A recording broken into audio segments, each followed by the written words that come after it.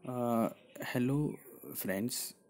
तो रिसेंटली हमने देखा है कि जो एड्स की जो वर्ल्ड एड्स डे है वो सेलिब्रेट किया गया था दिसंबर 1 को।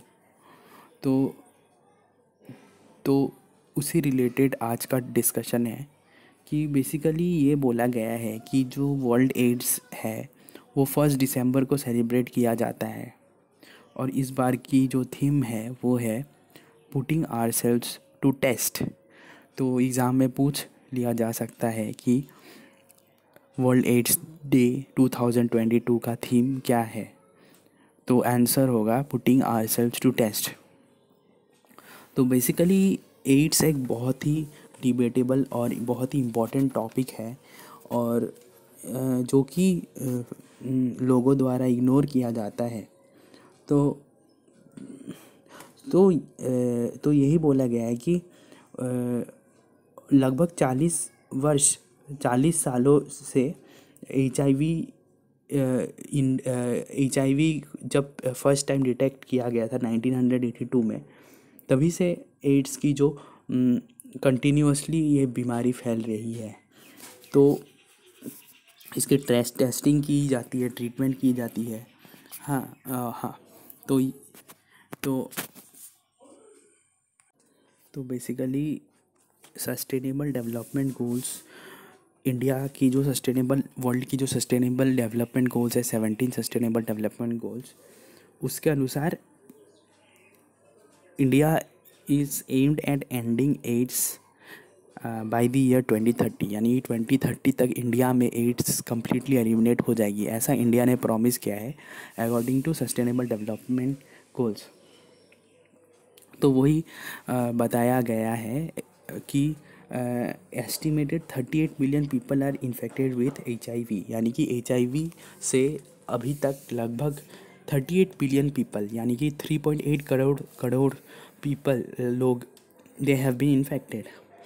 और बेसिकली जो HIV की जो प्रीवेलेंस है वो 15 से लेकर 49 ईयर्स की एज तक देखी गई है। और अगर इंडिया की बात करें तो नॉर्थ ईस्टर्न स्टेट्स में एड्स की जो ऑकरेंस है वो काफ़ी ज़्यादा है। लैक ऑफ अवेयरनेस एक रीज़न हो सकता है। तो जैसे कि 2.7% मिज़ोरम में है, 1.3% नागालैंड में है और 1.05% मणिपुर में है। इसके बाद जो एड्स की प्रिवेलेंस सबसे ज़्यादा साउदर्न स्टेट्स में है। फॉर एग्ज़ाम्पल 0.67 आंध्र प्रदेश में है, 0.47 तेलंगाना में है और 0.46% कर्नाटका में है। और एक कॉन्सेप्ट जो जिससे हमें अवगत होना चाहिए वो है PLHIV। तो PLHIV का फुल फॉर्म होता है people living in with HIV। तो ये बोला जाता है कि PLHIV की जो काउंट है वो 24 लाख है। और PLHIV की जो हाईएस्ट काउंट है वो महाराष्ट्र, आंध्र प्रदेश और कर्नाटका में सबसे ज़्यादा है, और ये स्टेट्स टॉप 3 स्टेट्स में आते हैं। फिर इसके बाद एक और कॉन्सेप्ट जो हमें जानना ज़रूरी है वो है ANI, एनुअल न्यू इन्फेक्शन। यानी कि प्रत्येक वर्ष जो जो इन्फेक्शन है वो कितना होता है। तो फॉर एग्ज़ाम्पल अगर हम 2021 के आंकड़ों को सिर्फ देखें तो ANI यानी कि एनुअल न्यू इन्फेक्शन लगभग 62,970 है। यानी कि लगभग 63,000 नए पीपल हैव बीन एडेड। तो ये तो काफ़ी, the number is a big shock. तो लेकिन इसमें एक पॉजिटिव बात ये है कि जो 2010 में जो डिटेक्ट किया गया था और 2021 की जो फिगर्स डिटेक्ट की गई है उसमें ये पाया गया है कि 46.3% ANI, एनुअल न्यू इन्फेक्शन में डिक्लाइन पाया गया है। तो इससे पता चलता है कि इंडिया की जो हेल्थ की कंडीशन है वो इम्प्रूव हो रही है। तो we are on the rising trend. और जो टॉप 3 स्टेट्स है जिसमें डिक्लाइन सबसे ज़्यादा पाया गया है, वो पहला है हिमाचल प्रदेश, जहाँ 73% डिक्लाइन पाया गया है फ्रॉम 2010 टू 2021। फिर तमिलनाडु जिसमें 72% डिक्लाइन पाया गया है, और तेलंगाना जिसमें 71% डिक्लाइन पाया गया है। जैसे कि मैंने बताया कि इंडिया की जो कमिटमेंट है towards sustainable development goals is to end this AIDS epidemic health menace by 2030, और इंडिया उसके तरफ आगे बढ़ रही है, क्योंकि 46% डिक्लाइन अगर होती है तो ये तो काफ़ी बड़ा नंबर है। तो we are moving in positive direction. फिर यूनाइटेड नेशंस जनरल असेंबली, आपने पढ़ा होगा कि यूनाइटेड नेशंस की जो वेरियस ऑर्गन्स हैं, example economic and social council, NCERT पढ़ोगे तो आपको पता चलेगा, क्लास 12 पॉलिटिकल साइंस की एनसीईआरटी पढ़ोगे तो United Nations General Assembly, United Nations इकोसॉक, तो यूनाइटेड नेशन सिक्योरिटी काउंसिल। तो ये जो कमिटमेंट है ये कंफर्म किया गया था युंगा में, यूनाइटेड नेशन जनरल असेंबली 2016 में। हाँ, और प्लेटफॉर्म्स ब्रिक्स, जैसे BRICS Brazil, Russia, India, China, South Africa, वहाँ पे भी हाई लेवल मीटिंग ऑर्गेनाइज की जाती है फ्रॉम टाइम टू टाइम। हाँ, और इंडिया जैसे कि एक यूएन मेंबर स्टेट है, तो ये चीज़ होनी चाहिए कि एचआईवी रिलेटेड जो इन्फॉर्मेशन है हम लोगों को हम तक पहुंचना चाहिए। तो बेसिकली 95% ऑफ द वही कहता है कि people diagnosed with HIV infection should receive sustain anti retroviral therapy.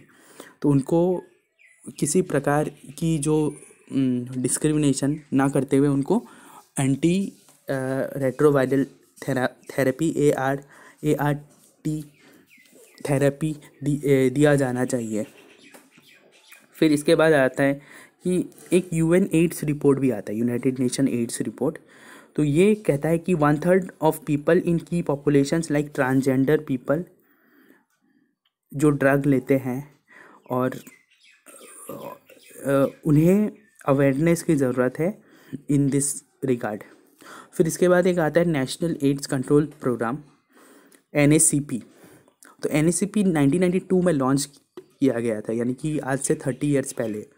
तो ये इम्प्लीमेंट किया गया है और ये कॉम्प्रिहेंसिव प्रोग्राम है to prevent and control HIV AIDS in India.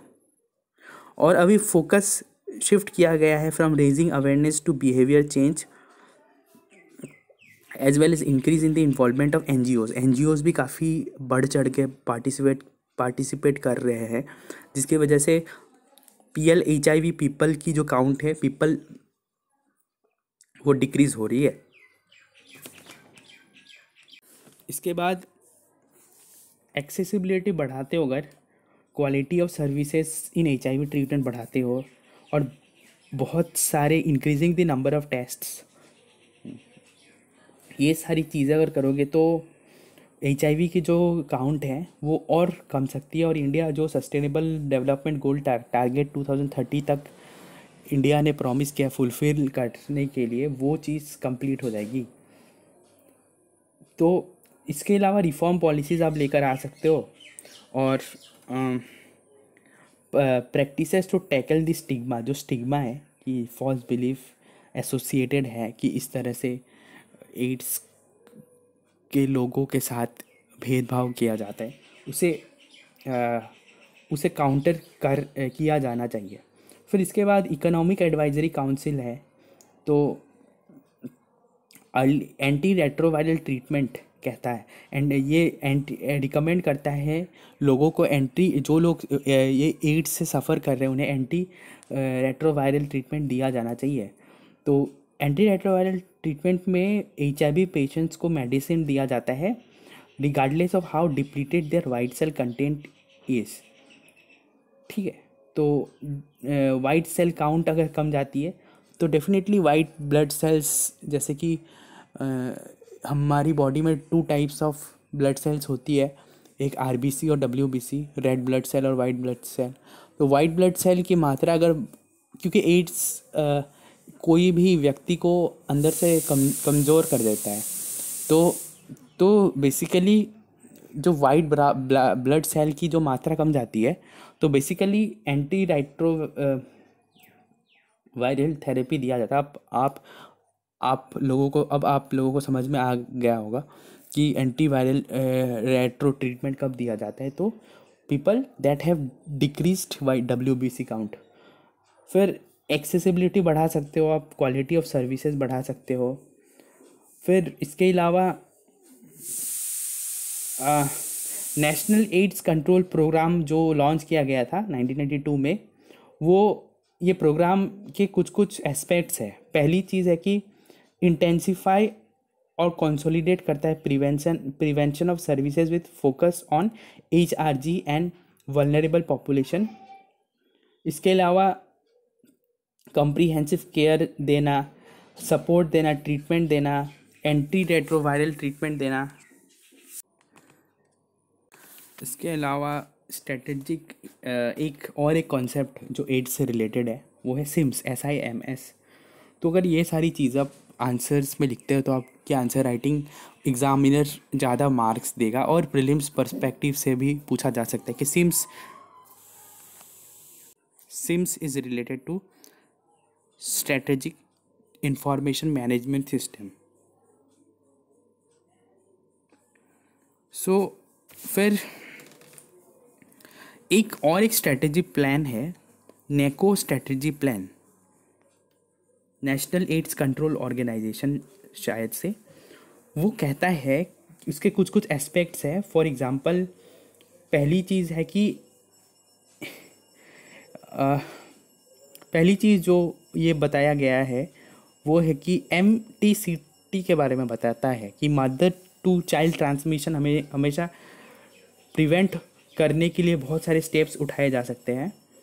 फिर new risk infections among high risk group, इसे भी कमाया जाना चाहिए। फिर कैपेसिटी बिल्डिंग के बारे में बात करता है। फिर ARV ड्रग्स देना चाहिए, एंटी रेट्रोवायरल ड्रग्स, और सेकेंड लाइन और थर्ड लाइन ड्रग्स। ये कुछ ड्रग्स है जिससे एड्स का ट्रीटमेंट बहुत अच्छी तरह से हो सकता है। फिर capacity building service providers like medical, non medical technicians, administrators, TB challenges, LTBI, latent TB infection. Then और ये फाइनली ये बोला जाता है कि जो लोग को एड्स होता है, फाइनली उन लोगों को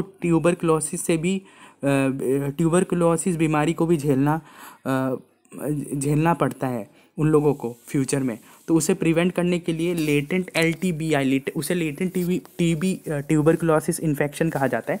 तो ये सारी चीज़ों के लिए नेको स्ट्रेटेजी प्लान 1724 को लाया गया था, 1724 को। तो यही कंक्लूजन में यही हम बता सकते हैं कि India has come a long way in addressing the AIDS epidemic. Strong political will अगर हो, along with concerted and collective efforts, यानी कि पार्टिसिपेशन हो, और HIV NGOs, CBOs, they have contributed immensely in pushing back the epidemic to a large extent। तो ये सारी positive aspects of the AIDS problem है। So all of us everywhere must do everything we can to help combat inequalities. तो पहली तो inequality हटाना बेहद ज़रूरी है, और इस तरह से एड्स प्रॉब्लम भी इरेडिकेट हो जा सकता है। तो बेसिकली ये सारी पॉइंट्स थी। तो that's all for today. Thank you very much.